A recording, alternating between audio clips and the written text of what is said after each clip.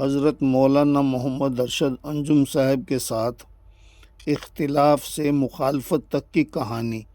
نومبر 2022 میں حضرت مولانا میرے پاس تشریف لائے اور پوری قوت سے مجھے دعوت دی کہ بھائی الیاس، جہاں آپ کام کر رہے ہو یہ آپ کی جگہ نہیں، آپ کی جگہ عائشہ مسجد چوک سرور شہید ہے، وہاں آپ کا عالمی ذہن بنے گا۔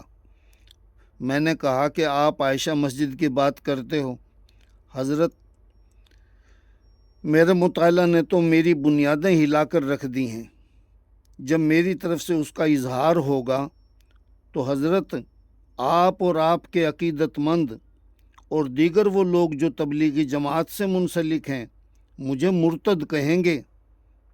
یہی میرے ساتھ پہلے بھی پیش آ چکا، جب 1979 میں ایک تنظیم سے میں تبلیغی جماعت میں شامل ہوا تھا، ان لوگوں نے بھی مجھے مرتد کہا تھا۔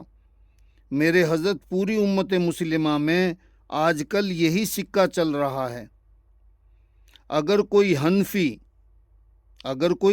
حنفی شافی یا اہل حدیث ہو جائے، یا کوئی اہل حدیث حنفی ہو جائے وغیرہ، تو مرتد سے نیچے کا فتویٰ جاری ہی نہیں ہوتا، گویا کہ یہ شخص اسلام سے ہی نکل گیا ہے۔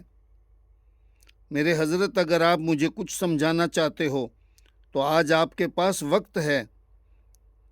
حضرت نے فرمایا کہ اچھا، آپ مجھے 2 ماہ عائشہ مسجد میں دو، آپ کا کیس 1-2 مجلس کا نہیں ہے۔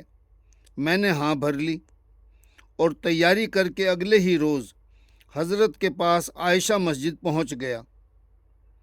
حضرت نے اپنی عام عادت سے ہٹ کر بڑے معلوماتی قسم کے بیان سنانا شروع کر دیے، اور اس دعوتی کام اور اس نظام کی عظمت اور اہمیت اور حقیقت پر دھواں دار تقریریں کرنا شروع کر دیں۔ اس پر میرا یہ اعتراض تھا کہ آواز میں اتنا زور اور شور تو مسجد کے آداب کے خلاف ہے، اور 40-50 کے مجمع میں تو کسی بھی سنجیدہ آدمی کو یہ مسخرہ پن ہی محسوس ہوگا۔ آواز میں زور کی بجائے حضرت کو دلائل میں زور پیدا کرنا چاہیے۔ دلائل کے میدان میں تو یہ حالت تھی، 3 دن ہو چکے تھے مگر بزرگوں کی تائیدات، مکاشفات اور ان کی عظمتوں کی کہانیاں ہی ختم ہونے کا نام نہیں لے رہی تھیں۔ گویا اپنے دین کی حقانیت ثابت کرنے کے لیے اس طریقے سے مجھے متاثر کرنے کی کوشش کی جا رہی تھی۔ اس طریقے سے متاثر ہونے کی بجائے میں تو شدید اذیت محسوس کر رہا تھا۔ گو اس طور طریقہ سے میں بھی دین کی خدمت 40 سال کر چکا تھا، لیکن اب تو میری ڈیمانڈ ہر بات میں اللہ اور رسول کا فرمان بن چکی تھی۔ حضرت کے عقیدت مند بیان کے بعد مجھ سے پوچھتے، ہاں جی کیا تاثر ہے؟ تو میں کہہ دیتا کہ کئی نئی باتیں سننے کو ملی ہیں جو پہلے حضرت سے کبھی نہیں سنی تھیں۔ وہ کہتے کہ آپ کی برکت سے ہمارے علم میں بھی چند اہم باتیں آ گئی ہیں۔ تقریباً 20 روز بعد میری طبیعت وہاں سے اچاٹ ہو گئی۔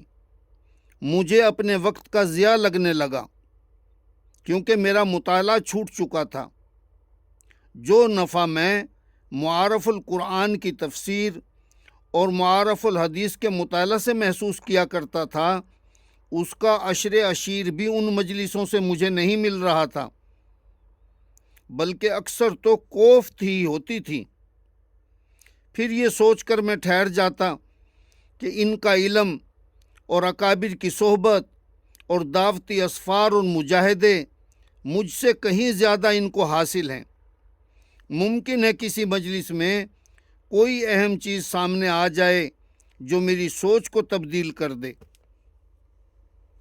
میرے بھائیوں، مختصر یہ کہ حضرت جو کچھ بیان کر رہے تھے یہ سب کچھ تو میرے علم و استحضار میں پہلے سے ہی تھا۔ اس کے باوجود میرے اندر کے فاصلے اس تبلیغی تنظیم سے مسلسل بڑھتے جا رہے تھے۔ مجھے اس راہ میں بڑے بڑے اکابر کی تائید اور اس محنت سے لوگوں کا دین کی طرف رجوع کرنا اور خواب اور کرامات یہ نہیں چاہیے، بلکہ مجھے تو قرآن و سنت سے دلائل درکار تھے، کیونکہ میرے نزدیک حق اور ناحق کی کسوٹی قرآن و سنت بن چکی تھی۔ میں جماعت میں چلنے والی سوچ و فکر سے خاصا سفر کر چکا تھا۔ تبلیغ و دعوت اور تعلیم اور تدریس کی عظمت پہلے سے 10 گنا میرے اندر بڑھ چکی تھی۔